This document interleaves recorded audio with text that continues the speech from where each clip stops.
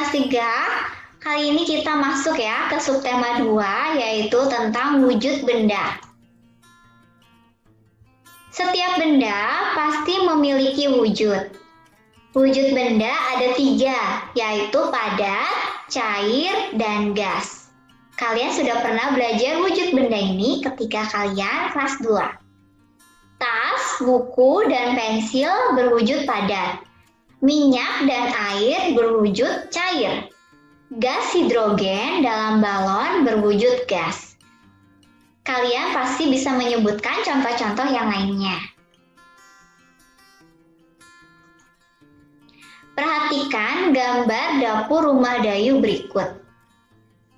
Setelah kita mengamati gambar dapur rumah Dayu, kita bisa menuliskan dan bisa melengkapi tabel di bawah ini, mana yang termasuk benda padat, benda cair, dan benda gas. Pada gambar tersebut yang termasuk benda gas, contohnya meja, lemari, teko, panci, sendok, kompor. Kalian bisa menambahkan contoh-contoh yang lain ya, yang terdapat pada gambar. Benda cair contohnya air, minyak, kecap. Benda gas contohnya uap air dari air yang mendidih dan udara yang ada di dapur rumah Dayu. Pada hari Minggu, Edo dibonceng ayah ke rumah nenek. Edo dibonceng ayah dengan motor. Perhatikan denah jarak rumah nenek berikut. Di sini rumah Edo, ini rumah nenek. Jarak antara rumah Edo dan rumah nenek adalah 5 km lebih 300 meter. Jarak rumah Edo ke kebun binatang adalah 1523 meter. Kalian sudah pernah belajar satuan panjang ketika kalian kelas 2. 1 km sama dengan 1000 meter. Jarak rumah Edo ke rumah nenek adalah 5 km lebih 300 meter. Berapa jarak rumah Edo ke rumah nenek dalam satuan meter? Kita akan jadikan 5 km ini menjadi satuan meter. Sehingga 5 km kita harus ubah dulu menjadi meter, yaitu 5 km sama dengan 5000 meter. 5000 meter kita tambahkan dengan 300 meter, sama dengan 5300 meter. Jadi, jarak rumah Edo ke rumah nenek adalah 5300 meter. Jarak yang harus ditempuh Edo dari rumah ke kebun binatang adalah 1523 meter. Berapa jarak rumah Edo ke kebun binatang dalam satuan kilometer dan meter? Kita akan ubah satuan meter ini menjadi satuan kilometer dan meter.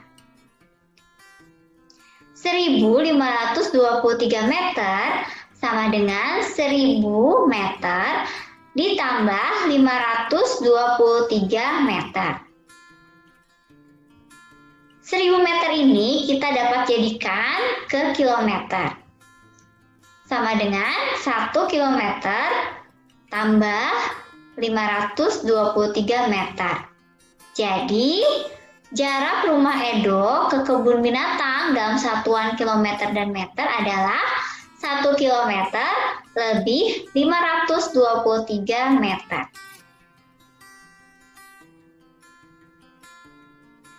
Perhatikan gambar denah berikut. Lalu tentukan jarak dalam satuan meter. Rumah Siti ke sekolah sama dengan 5 km lebih 100 meter. Kalau kita jadikan meter sama dengan 5100 meter. Rumah Udin ke kantor pos sama dengan 2 km lebih 850 meter. Kita jadikan meter sama dengan 2850 meter. Rumah Siti ke rumah Udin sama dengan 6 km lebih 350 meter. Sama dengan kita jadikan meter 6.350 meter. Perempat, rumah Siti ke pasar sama dengan 6 km lebih 50 meter. Kita jadikan meter sama dengan 6.050 meter. Nomor 5, dari rumah Udin ke pasar sama dengan 10 km. Kita jadikan meter sama dengan 10.000 meter karena 1 kilometernya adalah 1.000 meter.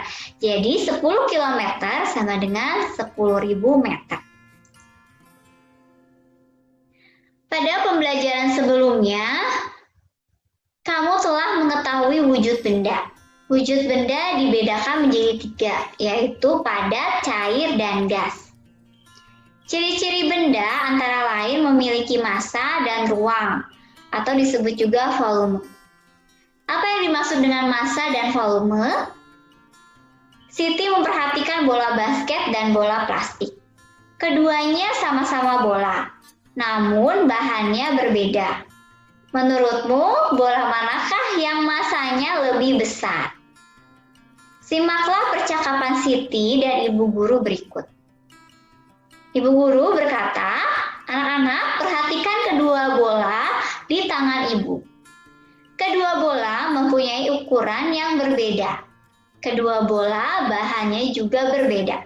Menurutmu, bola manakah yang massanya lebih besar?" Jawab Siti, "Massa, Bu." "Apakah massa itu, Bu?" "Yuk kita lakukan percobaan bersama. Letakkan kedua bola pada timbangan. Apakah yang terjadi?" Kata Udin, "Bola basket lebih berat, Bu." Kemudian kata Ibu Guru, "Benar. Bola basket bahan penyusunnya beda dengan bola plastik. Bola basket terbuat dari karet sintesis. Bola plastik terbuat dari plastik. Bola basket lebih berat daripada bola plastik. Banyaknya bahan penyusun yang terdapat dalam benda disebut massa." Lalu Siti bertanya, "Jadi bola yang lebih berat memiliki massa yang lebih besar?" Jawab Ibu Guru, "Benar, Siti. Massa umumnya diukur dengan satuan gram atau kilogram. Massa diukur dengan alat di bawah ini. Ada alat ukur berat yang digital, ada juga yang analog. Kalian juga sudah belajar macam-macam timbangan berat waktu kalian kelas 2. Agar kita lebih mengerti tentang volume, mari kita perhatikan percobaan berikut ini. Isilah gelas ukur dengan air. Kemudian masukkan benda padat ke dalamnya. Perhatikan gambar untuk membuktikan volume benda padat. Ini adalah gelas yang terisi air, dan yang kedua adalah gambar gelas yang sudah terisi benda padat. Jadi ada benda padat yang dimasukkan ke dalam gelas tersebut. Apa yang terjadi sebelum dan setelah benda padat dimasukkan ke dalam gelas ukur? Coba kalian perhatikan gambar berikut, apa perbedaannya atau perubahannya. Setelah benda padat dimasukkan ke dalam gelas ukur, volume air bertambah. Kalian bisa perhatikan pada gambar, sebelum memasukkan benda, tinggi air atau banyaknya air setinggi ini. Setelah dimasukkan benda, air naik atau bertambah tinggi, sehingga volume air juga bertambah. Percobaan yang kedua, isilah gelas ukur dengan air sebanyak 300 ml, kemudian tambahkan hingga 600 ml. Perhatikan gambar untuk membuktikan volume benda. Apa yang terjadi sebelum dan setelah air ditambahkan ke dalam gelas ukur? Sebelumnya volume air 300 ml. Setelah ditambahkan air, volume air bertambah atau naik menjadi 500 ml. Percobaan yang ketiga, yaitu dengan balon. Ini adalah balon yang sebelum ditiup. Gambar yang kedua adalah gambar balon yang sudah ditiup. Apa yang terjadi sebelum dan setelah udara ditiupkan ke dalam balon? Sebelumnya balon kempes. Tetapi setelah udara ditiupkan ke dalam balon, balon dapat mengembang. Lengkapi kalimat di bawah ini. Benda di sekeliling kita terdiri atas benda hidup dan benda mati. Benda mempunyai 3 wujud, yaitu padat, cair, dan gas. Benda mempunyai ciri-ciri, yaitu memiliki massa dan volume. Massa boleh disebut juga berat, volume itu banyaknya. Edo dan teman-teman berlatih memantulkan dan menangkap bola di sekolah. Ketika tengah asik berlatih, tiba-tiba Udin terjatuh. Kakinya sakit dan tidak dapat berdiri. Edo dan teman-teman melihat Udin kesakitan. Edo dan teman-teman segera menghentikan permainan, kemudian Edo dan Benny menolong Udin dengan memapahnya ke UKS.